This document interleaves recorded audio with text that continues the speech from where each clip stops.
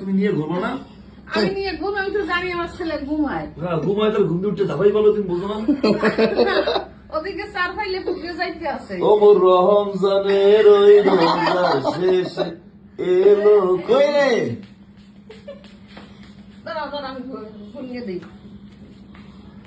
আম্মা 500-1000 টাকা সালাম আলাইকুম ছিলাম। না না, এখানে দেখো তুমি কয় হাজার দেখো। অনেক গুলো, অনেক।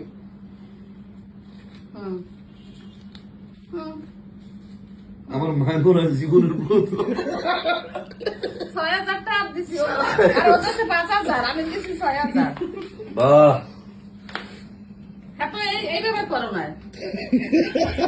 তাহলে আবার দেওয়া লাগবো।